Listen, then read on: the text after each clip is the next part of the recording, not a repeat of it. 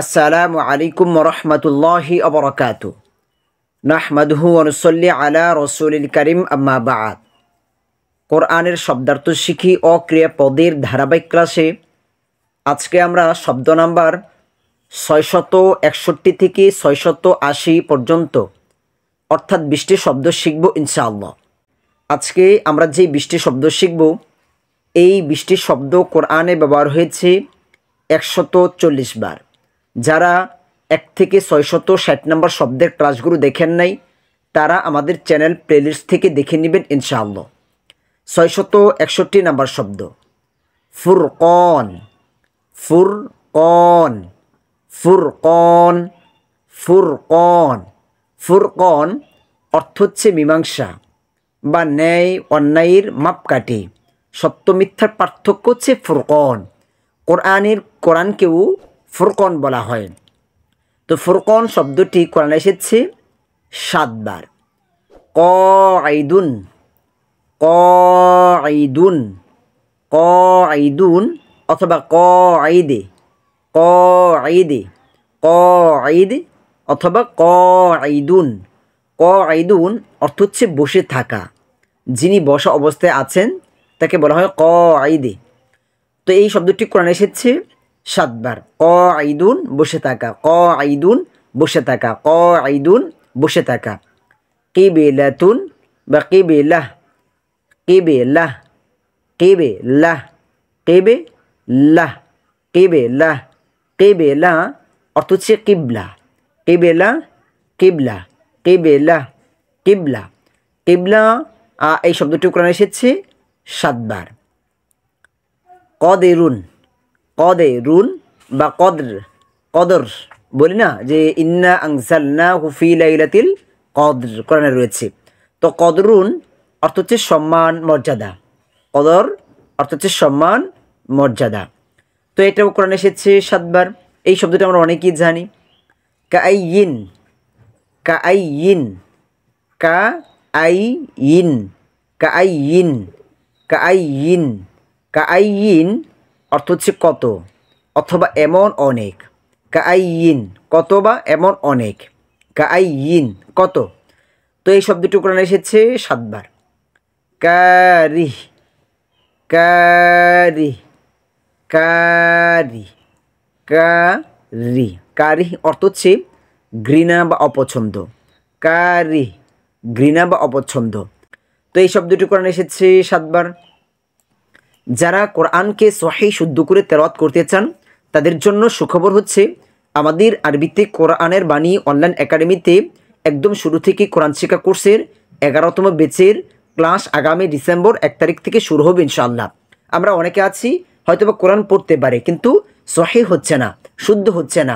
অনেক সময় আমরা কোরআনের শব্দার্থগুলো শিখব, তখনও দেখা গেছে আমরা সুন্দর করে যেভাবে উচ্চারণ করা প্রয়োজন সেভাবে উচ্চারণ করতে পারতেছি না। তো আমরা আপনাদের জন্যই নিয়ে এসেছি সহজ পদ্ধতিতে কোরআন শিক্ষা কোর্স। আমরা এখানে শেখাবো একদম আরবি হরফ থেকে শুরু করে প্রত্যেকটি হরফ মাখরাজের আলোকে আমরা শেখাবো। কোন হরফটি কোন স্থান থেকে উচ্চারণ হবে, কোন হরফের সাউন্ড কীরকম হবে, আমরা একদম বেসিক থেকে শুরু করব ইনশাআল্লাহ। আমাদের কোর্সে 35টি ক্লাস হবে এবং 35টি ক্লাস পরে ইনশাআল্লাহ আপনি কোরআনের যে কোনো জায়গা থেকে সুন্দর করে সহিহ করে তেলাওয়াত করতে পারবেন। এমনকি যে কোনো আরবি আপনি দেখে দেখে পড়তে পারবেন ইনশাআল্লাহ। যারা আমাদের কোর্স করতে চান, তারা আমাদের ভিডিওতে দেওয়া হোয়াটসঅ্যাপ নাম্বারে আমাদের সাথে যোগাযোগ করবেন ইনশাআল্লাহ। কবীরহ কবীরহ কবীরহ কাবীরহ কাবীরহ অর্থ হচ্ছে বড়, মহা বা বিরাট। এইটার অর্থ আমরা অনেকেই জানি। অনেকে আমরা বলি না, আমরা অনেক সময় বলে থাকি যে কাবীরা গুনাহ, কবিরা গুনাহ মানে কি বড় গুনাহ। তো কাবীরা অর্থ হচ্ছে বড় বা মহা বিরাট। এই শব্দটি কোরআনে এসেছে 7 বার।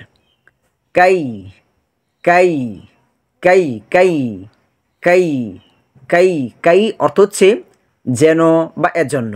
কাই যেন বা এজন্য। এই শব্দটি কোরআনে এসেছে 7 বার।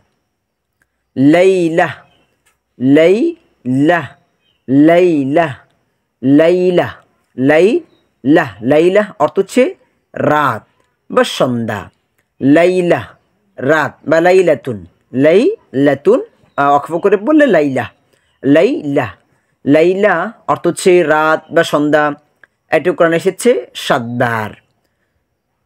মুরিব বা মুরিবুন, মুরিব, মুরিব, মুরিব, মুরিব, মুরিব, মুরিব।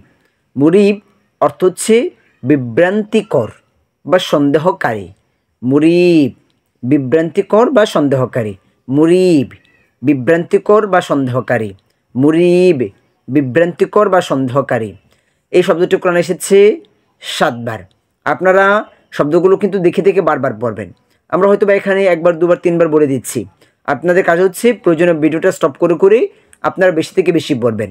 প্রয়োজনে আপনি খাতায় নোট করে নেবেন, তারপরও বেশি বেশি দেখে দেখে পড়বেন। মাতরুন, মাতরুন, মাতরুন, মাতরুন, মাতরুন অথবা মাতর। মাতর অর্থ হচ্ছে বৃষ্টি। মাতরুন বৃষ্টি, মাতরুন বৃষ্টি, মাতরুন বৃষ্টি। তো এই শব্দটি কোরআনে এসেছে 7 বার। মাফউল, মাফউল, মাফউল, মাফউল, মাফউল অর্থ হচ্ছে কার্যকর বা বাস্তবায়ন। মাফউল কার্যকর বা বাস্তবায়ন। মাফউল কার্যকর বা বাস্তবায়ন। মাফউল কার্যকর বা বাস্তবায়ন। তো এই শব্দটি কোরআনে এসেছে 7 বার। মুকররব, মুকররব, মুকররব, মুকররব, মুকররব, মুকররব।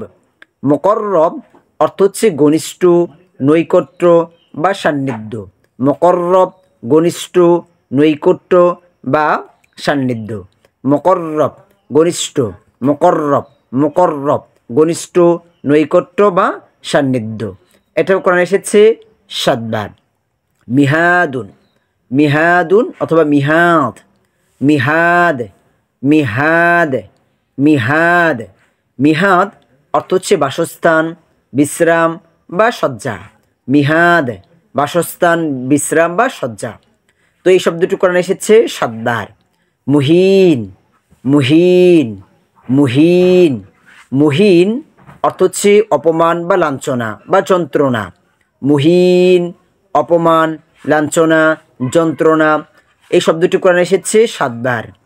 না কতুন, না কতুন, না কতুন বা না কহ, না কহ। অক্ফের অবস্থায় গুলতা থাকলে ওইটা উচ্চারণের সময় হা হয়ে যায়। তো এর জন্য না কহ অর্থ হচ্ছে মাদি উট বা উটনি, মহিলা উট যেটাকে আমরা বলি। না কতুন উটনি, না কতুন উটনি। এই শব্দটি কোরআনে এসেছে 7 বার। নাজিল বা নাখিল, নাখিল, নাখিলুন অথবা নাখিল, নাখিল, নাখিল অর্থ হচ্ছে খেজুর বা খেজুর গাছ। এটা কোরআনে এসেছে 7 বার। হাদ, হাদ, হাদ, হাদ পথ প্রদর্শক, পথ প্রদর্শক। হাদ হিদায়াত। এটা কোরআনে এসেছে 7 বার। হাদি, হাদি, হাদি, হাদি অর্থ হচ্ছে কুরবানির পশু। হাদি কুরবানির পশু, হাদি কুরবানির পশু। এটা কোরআনে এসেছে 7 বার। হুদ, হুদ, হুদ, হুদ, হুদ আলাইহিস সালাতু ওয়াস সালাম একজন নবী নাম ছিলেন হুদ। হুদ আলাইহিস সালাতু ওয়াস সালাম এই নামটি কোরআনে এসেছে 7 বার। আজকে আমরা যেই 20টা শব্দ শিখেছি, এই 20টা শব্দ কোরআনে ব্যবহার হয়েছে 140 বার। আপনারা শব্দগুলোকে দেখে দেখে বারবার পড়বেন এবং প্রয়োজনে খাতায় নোট করে নেবেন। আর যারা আরবি পড়তে পারেন না শুদ্ধ করে, তাদের জন্য আমাদের অনলাইন কোর্স হচ্ছে ইনশাআল্লাহ আমাদের কোরআন শিক্ষা কোর্স 11তম ব্যাচ আগামী ডিসেম্বর 1 তারিখ থেকে শুরু হবে।